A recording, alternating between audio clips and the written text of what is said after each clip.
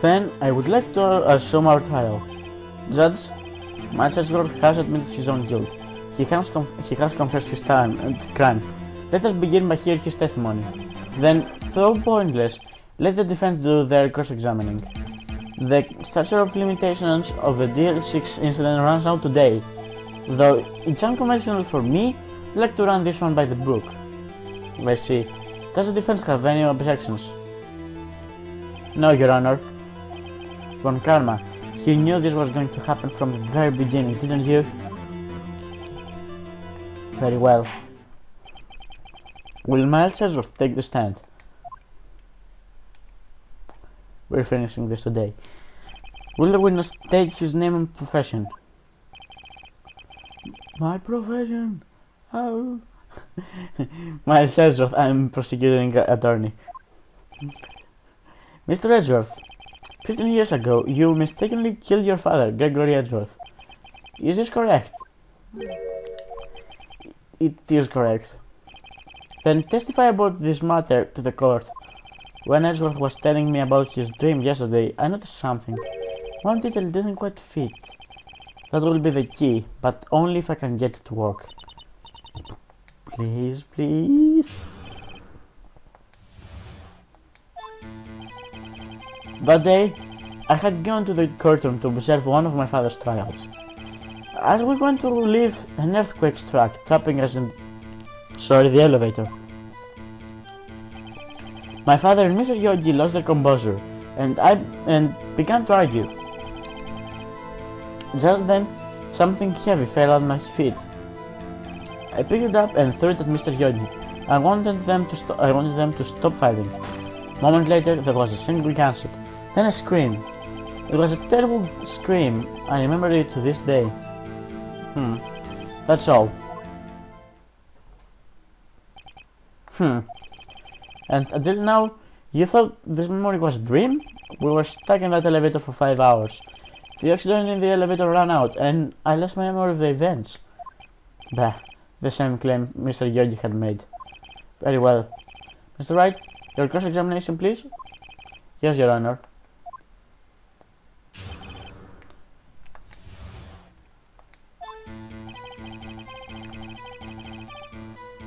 Okay, so there is a single one that doesn't make sense. So let's slowly move to it. I'm sure.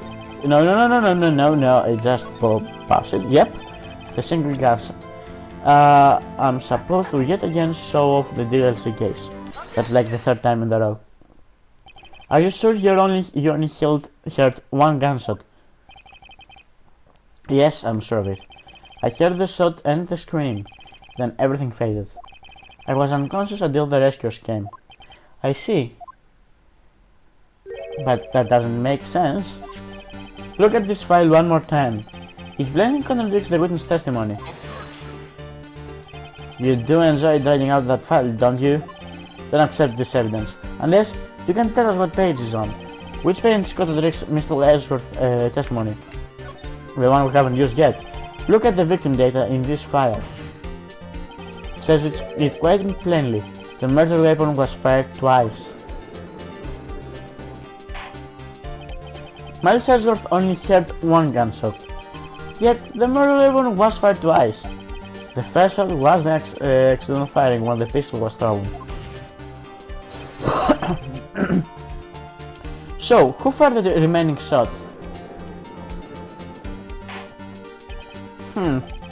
Was there perhaps another shooter who fired the second shot? Your Honor, I'm sure you're aware this incident occurred 15 years ago. The evidence is dated. The pistol did fire twice. However, we don't know when that second shot was fired. It might have been fired the day before the incident. There is no proof that the second shot had anything to do with this incident. What? I see. You do have a point, Mr. Wright. The murder weapon was fired twice, as we have heard. One of the shots were fired by the defendant, a boy at the time. Do you have any proof that the other was fired with this case? Yes. Your Honor, I think I will be able to show you proof. What? Possible. No, Mr. Broncano, save your surprise and for after you've seen the evidence. Yeah, we have... Actually, no, I haven't made many mistakes with evidence. Actually, I haven't made any mistake with evidence. Well, the one I wanted to do. I should stop making stuff and show the evidence. Look at this photograph. This is a photograph of the scene of the crime, 15 years ago. I can see that the victim lying there is Gregory Edgeworth. This proves the murder weapon was fired twice at the time of the incident. This photo proves it. So let me get this straight. This photo proves the shots were fired? Where? Your Honor, please get a clue. Okay. Well, there's only one thing that makes sense. How was he shot in the heart? And there's also a hole on the window. It doesn't make sense. Yeah, present. The X button is not working with this. As should be obvious, the contradiction is here. I see a bullet hole in the door. Your Honor, Gregory Edgeworth was killed by a shot from this pistol. Yet there is also a bullet hole in the elevator door. We also know that the murder weapon was fired twice. Thus, someone other than Edgeworth fired the second shot. Order! Order! Mr. Wright, what are you driving at? It's simple, Your Honor. At the time of the incident, two shots were fired. One went into Gregory Edgeworth's heart, the other hit the elevator door. Remember that the defendant lost consciousness after the shot was fired. Fuck this. In conclusion, we must agree that the second shot was fired by someone else. Mr. Wright, but who could that someone else be? The murderer, of course? I knew you should have stepped in before your wildfire analysis got out of hand. Mr. Wright, look once more in the DL6 incident case file. Look closely. Try the case summary page. The case summary, that's on page 1. Look what is written there. Not a single clue was found on the scene. If the pistol had indeed been fired 2 times, then the other bullet would have been discovered on the scene. He does have a point. The second bullet was never found. Why? Because the second bullet does not exist. The bullet that claimed Gregory Edgeworth's life was the one fired by his own son. That is the truth of this matter, the whole truth. It was undoubtedly something else that made the bullet hole in the door. Wow. Maybe a hooligan. Order. I will have order. Mr. Wright has proven one thing to us quite clearly, that the murder weapon was fired twice at the time of the incident. However, as Mr. Volcano says, the second bullet fired was not found. It is highly unlikely that the police merely overlooked the second bullet. Yes, why not? Well, I guess is Gamsu on that line in the force? No, he's not actually. So, all we have is a single bullet fired. I'm afraid I have to discount the defense's claim. I praise the judge for his wisdom in this matter. How did this happen? Don't believe that the second bullet doesn't exist. Was I wrong? Have I been wrong about this whole incident? What are you doing, Nick? Why are you raising an objection? I'm sorry, Micah. What? It looks like I was wrong. Nick? If the second bullet wasn't there, then all my conjectures are for nothing. No, but you said you'd do it, Nick. You said you'd get Edgeworth declared innocent. Sorry. Just when I saw the photograph, I just thought that 2 shots have been fired. I was so certain of it, I thought I won. I thought there was another person somewhere else who fired the killing shot. But now, I was wrong to think it could be that simple. This case has stood unsolved for 15 years. Nick? Well, it seems that we have finally cleared up this incident. Only one bullet was found at the scene of the crime. One shot was fired by Miles Sedgeworth. Precisely. I would like to ask one thing of Miles Sedgeworth before passing my verdict. Have you been paying attention to the trial so far? Yes, Your Honor. Do you have any objections? No, I do not. So you killed your father, though it was not your intention? Yes, I did. Oh no. He's confessing. Very well. The statute limitation on Gregory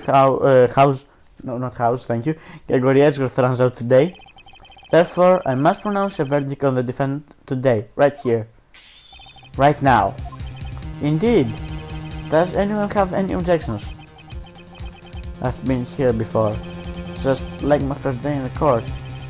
There's so many things I know I should be saying. But my mind's gone black. I can't find the words. Mr. Wright? Do we have any objections? I don't remember.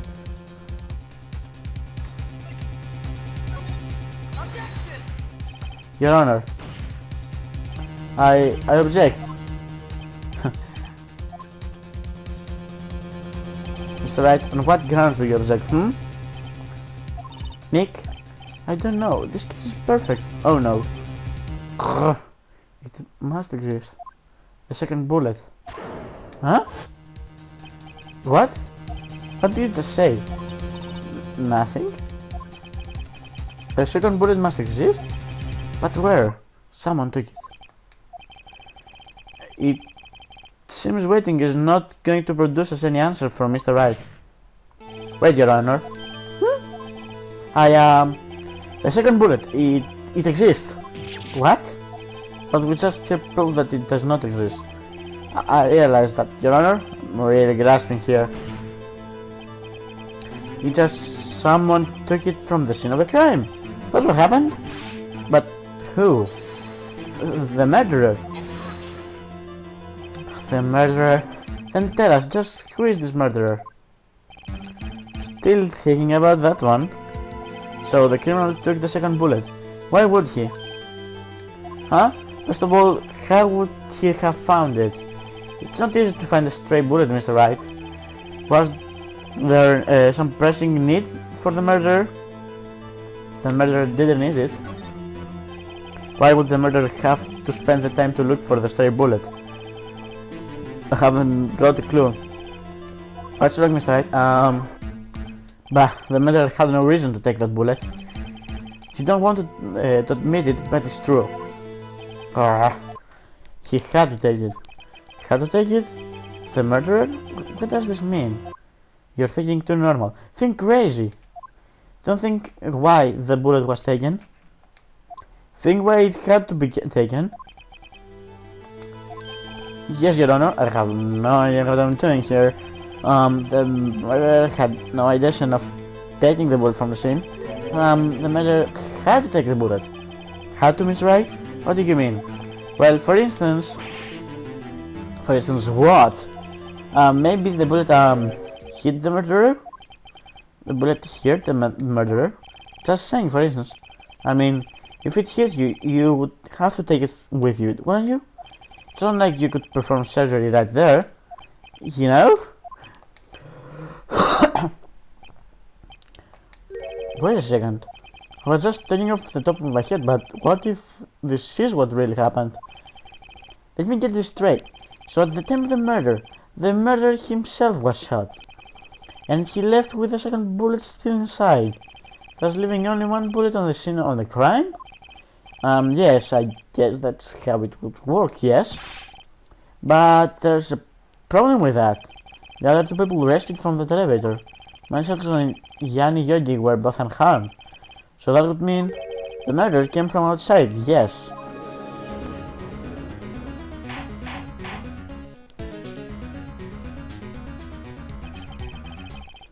The two men fight inside the elevator. Trying to stop them, the boy picks up the pistol at his feet and throws it. The pistol discharges and the bullet goes through the elevator door and hits the murderer outside. The boy loses consciousness. Then, the murderer opens the elevator door and sees the man inside. Mr. Wright, you are truly the most unpredictable defense attorney I've ever known. I tell you're grasping, yet I cannot deny the possibility of what you're saying. What are you saying? Deny it! Deny it! No one involved in this incident was good. There was no murderer. No one was wounded at the time of the incident? He's right, I can't think of anyone. Hey Nick. Just thought of something really crazy. Crazy? Remember what Mr. Grosbeck said yesterday? Oh, don't go back to flashback. Gregory House again. Gregory House. Gregory Edgeworth dealt a blow to his perfect trial record. Whoa! It must have been quite a shock from Von Karma. He took a vacation for several months after that, you see? Yes, an unusual event for the man. That was the first and the last vacation he'd taken in many years of prosecuting. What if Von Karma didn't take the vacation because of shock, but took it because he was injured? Which would mean it could only mean one thing.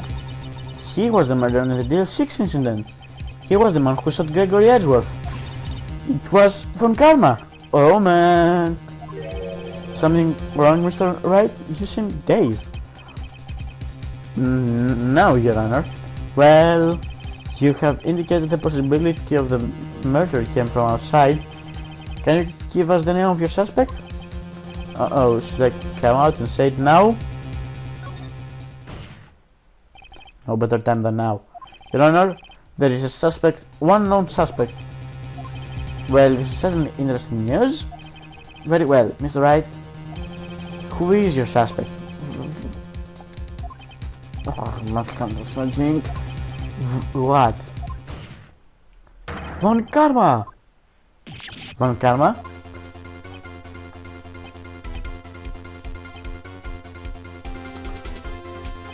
You mean Wim Von Karma, the prosecutor, sitting right there? Ha! You don't object? I see no need. Why honor this ridiculous outburst with my objection? Because you took a vacation several months starting the day after the incident. Yet, you pride yourself on a perfect record. Why would you take such a long vacation without any reason?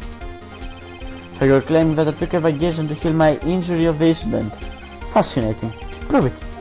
I would have been in surgery, no? Where did I go under the knife, Mr. Wright? Bring the doctor that operated me. Have him testify. Nick, let's find out who his doctor is. To now use Edgeworth? I know Von Karma, perhaps too well. He's perfect. He wouldn't leave clues. He probably didn't undergo surgery. That would leave a doctor as a witness. No, but that's perfect. So what, Nick? Did Von Karma pull the bullet out of himself? That's insane. No, he couldn't have. You can't just pull bullets out of yourself. Well, if you're perfect, you can. Wait, what does that mean? That bullet has to be somewhere, but where? Wait, Mr. Wright, can you produce evidence to prove that I was shot? Well... Alright, Von Karma, I'll prove it. I'll even use evidence. I know how you like it so much. What? The evidence that proves Von Karma was shot is... Von Karma is perfect. During his surgery, leaving an evidence trail. So then, I ask, where is that bullet now? I think it's unlikely that Von Karma performed surgery on himself. You don't mean... I do. There is the possibility that the bullet is still inside Von Karma. Is that even possible? For all these years? Well, there's one way to find out. We could use this metal detector. Well, Von Karma, I'm going to run this over you and see what we find. I refuse. You refuse? But refusing this means you acknowledge that the bullet is still inside you.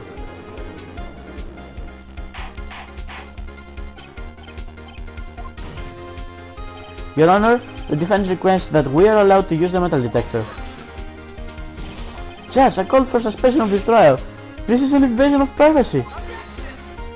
The statute of limitations runs out on this case today. It was you who said we have to end this right here, right now. Enough. I permit the use of the metal detector. Mr. Karma, you will submit yourself to testing. Nick, what does this mean? Don't know, but we have to give it a shot. Sorry.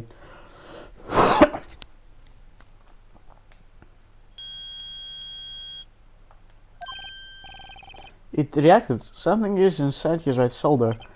The bullet? Mr. Karma. You. It was you! I was afraid this would happen, so I remained silent. Indeed, there is a bullet in my shoulder. However, it has nothing to do with this incident. What? I was shot in the shoulder long before the DL6 incident. I claim that the bullet in my shoulder has no relation with the DL6. But, Mr. Karma, can you prove that? Prove? I have no obligation to prove anything. It is you who must prove something here, Mr. Wright. Not I. Mr. Wright? Well, can you prove it? Can you prove that the bullet in Karma's shoulder was from DL6? Of course you can't. You don't have any of the DL6 evidence. That's because you took it out of the record rooms yesterday. With no proof, you cannot convict me of any crime. So sorry, Mr. Wright. No, I'm the one who's sorry, Mr. Karma. What? You were close. One day away from freedom. You see, I have proof. What? You would have thought, who would have thought that you would have dug your own grave trying to convict Edgeworth? Can link that bullet to your shoulder with the DL6 incident. And here's my final proof! That's a bullet? Where did you get that? This is the bullet used in the DL6 incident. This was taken from the heart of the victim, Mr. Gregory Edgeworth. The bullet is preserved quite nicely, with all the ballistic markings intact. Ballistic markings? You may recall the term. It came up in the first trial 2 days ago. Ballistic markings are the fingerprints of the weapon. All bullets fired from a gun are marked with the weapon's unique pattern. By examining the markings, we can tell which weapon fired the bullet. It's quite accurate. Did we really need that explanation? We have 2 bullets in our possession. One, the bullet removed from Gregory Edgeworth's heart. I really had to say heart once again. The other, Mr. Karma, is the bullet buried in your shoulder. We could analyze both bullets. Then, if the markers matched, we would know that both bullets have been fired from the same gun. The very same pistol. In other words, the murder weapon that killed Gregory Edgeworth. Mr. Karma, you will let us remove the bullet from your shoulder. Then we will compare the ballistic markings to those to this bullet. And solve this case once and for all. Well, Mr. Karma?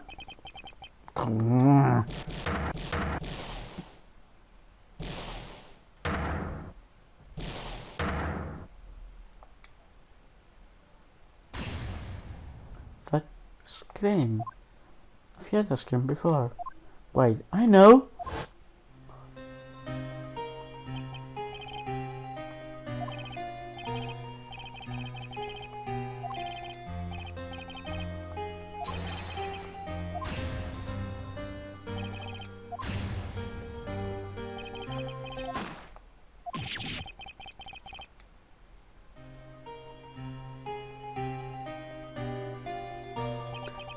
Was that the scream I heard in the elevator 15 years ago?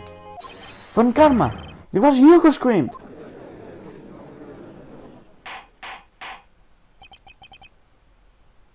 Mr. Von Karma?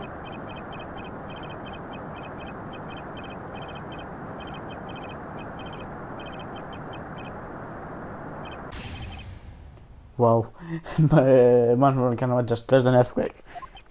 You and your father are my curse! Your father sinned with a penalty on my record! And you left a scar on my shoulder that would never fade! I'll bury you! I'll bury you with my bare hands! Death! Death! Sorry for that, I just had to do it.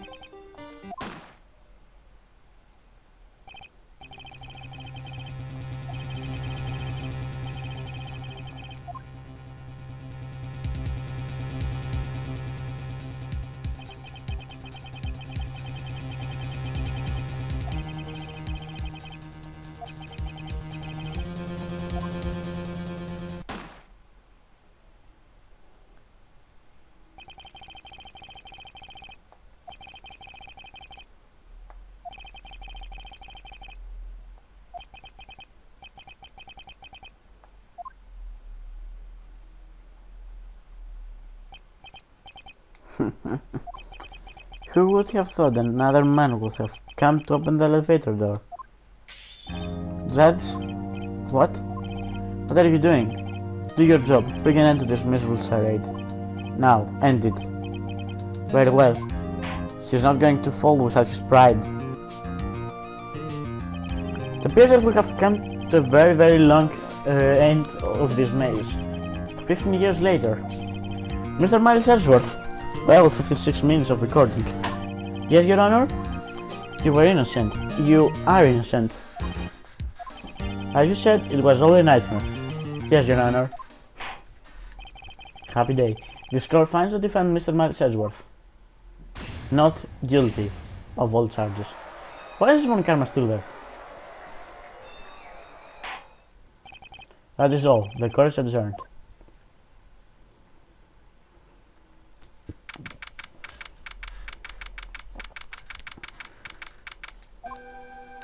Nick, we did it! Did you see his face? Von Karma looked even paler than usual. He's going to be all cool, but inside you crushed him, Nick. Crushed. I gotta say, I'm impressed. It was pretty close though. I was sure we had it. I know, I was on the verge of tears the whole time myself. But now, it's all a good memory.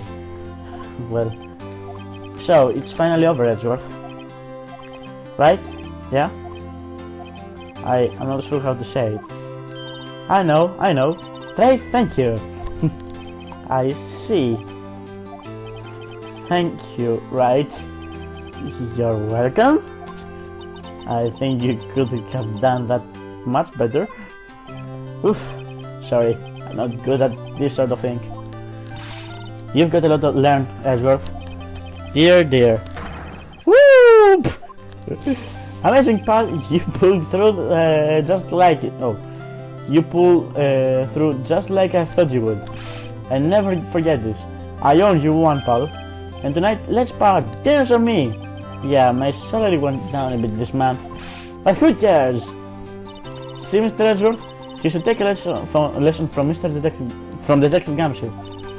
That's how you say thank you. I see. Woo! I feel foolish. Don't worry, take it a little at a time. You get used to it. It's been 15 years since I've seen Edgeworth this unguarded. Hey, y'all! Lotta! Y'all were great in there. Thank you. Yo, Edgeworth, congrats. Thank y'all very much. I knew you were innocent from the start, of course. Liar. You couldn't even stick your hand in the cookie jar, even if no one was there, even if no one's running the country. You were the witness on the first day of the trial, weren't you? Well, yes, let bygones be bygones. Bygones be bygones. Speaking of which, what are you doing now, Lotta? Who, me? Oh, I went back to college. I gave up trying to be an investigative photographer pretty quick. Really? That's too bad. Huh? Isn't that the hot dog guy from the park? Huh? It's over, Nick. My life is over. Ah. Giants. Oh, Nick, it's not luck for this world. You don't look sick. Giants. She's going to live in Paris. Paris, Nick. She's leaving me behind. Ah, when will you ever learn? Yo, Edgy, there you are. Yes, here I am. Congrats, Edgy. Here, a little gift from me in celebration. Celebration? That's unusual of you. Harry Bells, you come along tonight too. My treat, Bal. Huh? Thanks. Looking forward to it. Unique. That's the suit that fits me. When he said street, that's not police talk for prison food, right? Right? I think you'll be fine, Larry. Right? Yeah? What's up? That envelope that Larry gave me. It's got money on it. Well, yeah, that's not that strange. People give money away to celebrate sometimes. It's $38, right? Huh? That's a worth amount. I mean, it's not a little, but it's not a lot either. $38 exactly. Nick? Wasn't that exactly the amount of lunch money that was stolen from Mr. Edgeworth in school? No. No! Larry, it was you! What are you so surprised about, Wright? Huh? Larry was absent that day from school, right? But that doesn't automatically rule him out as a suspect. What? Think back to that day 15 years ago. Larry took the day off, but he was bored. He came into school anyway. Then he saw the money lying there, and the rest is history. That bastard. I never was good at history. I'm going to murder you. Edgeworth, you didn't know, did you? I suspected. The school picks Larry protecting you like he did that day. Everyone else was saying you did it. The whole class was against you, remember? Yeah, too well. Right? You may not know this, but we used to have a saying back in school. When something smells, it's usually the badge. Oh, don't worry, I know this. I know. Really, right? I'm surprised you didn't figure this out. Well, this is an unexpected turn of the events, huh? Edgeworth? You should have told me. Now, Nick. It was 15 years ago. Don't you think the statute of limitation has run out, Mr. Edgeworth? I'd say so, yes. There you have it. Where does that leave me? I became a defense attorney because of what you two did. Well, I'd call you a goody two-shoes to the extreme. Yeah. And you two get worked up too easily too. Death. The death sentence for both of you. Man, if only I had known, I'd have become a prosecutor. The same goes for me, only the other way around.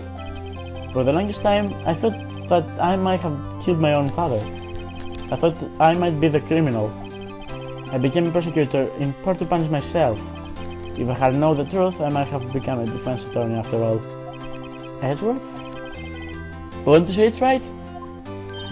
Hey yo, line up, I'll take a photo. Hey, photo time, let's go! And after that, dinner on me.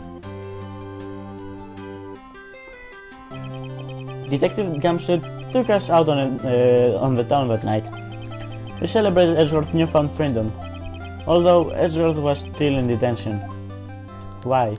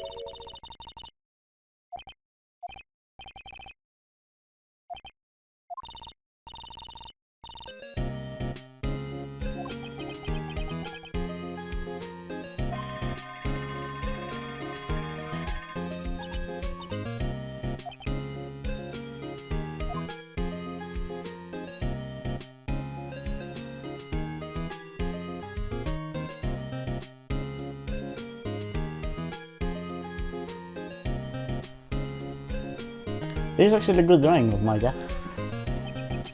And so my story ends. Time to turn a new page. Say goodbye to the novice defense attorney that I once was. Now a new story begins. With the same old crazy cast of characters.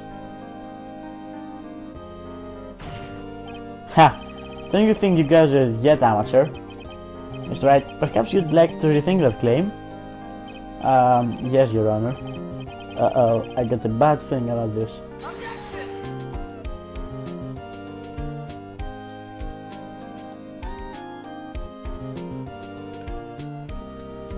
So, this is, well, the credits of the original Game Boy Advance game. Hey pal, yeah, okay, so on every on every single credits in every game, there's actually a small, like, an interview of all the characters of the game, what they're doing after the game. Well, most of the characters, like some characters that were in prison, they're not a lawyer. Well, I do not want that. And Larry is dating a small girl again, a model again. So yeah, that's actually what happens in every game, every credits thing of the game. Who, right? Yeah, I remember him. Heard he's been busy lately. You know, not to ring my own bell, but I sort of taught him everything he knows. Ha, sure, whatever. You're a very, very important character. So, well, again, these are the credits of the original game, and they're not the only credits. So, guess I could talk about that last case here. Yeah, sure, why not? I do have to wonder something that's not explained ever. Why does Von Karma even, like, do this? Why does he take Edgeworth under his wing and train him and becomes a mentor for him and all this just to take his revenge on him. I really don't understand actually. And I think I'm scratching my own mic and I'm not sure how much was lost because of that. But it doesn't matter. Yeah, she's again. She will unfortunately be in every single game after that. Is she? No, she's not in the Apollo Justice. Well, other than that, the suspects were really a few, unlike the other cases. Well, as a result, we actually should have guessed that Yogi is the murderer in this one, and well, okay, I'll say that Von Karma being the murderer on the DL6 was quite a good twist. Also, they could have used any other better music from the game and they had to take this one. But anyway, well, I guess I'll see you on the next case, which actually it's the only case in all the games of, well, the Phoenix Wright series that is specifically designed for DS. I'm going to prove this to prove this. Yes, I am going to prove this. I'm going to mention why I'm saying this, and it's really a pain in the ass. It is the biggest pain in the ass. It has the hardest, in my personal opinion, the hardest cross-examination witness in all the games I've played so far, including like the Edgeworth series final boss, which is actually pretty hard to get a hole through. It's really horrible. Oh yeah, this picture with Victory and Gamsu throwing confetti. There's the ghost of Mia too. And yeah, Capcom. Rise from the ashes. See you next time as we're going to play this very episode. See you guys next time.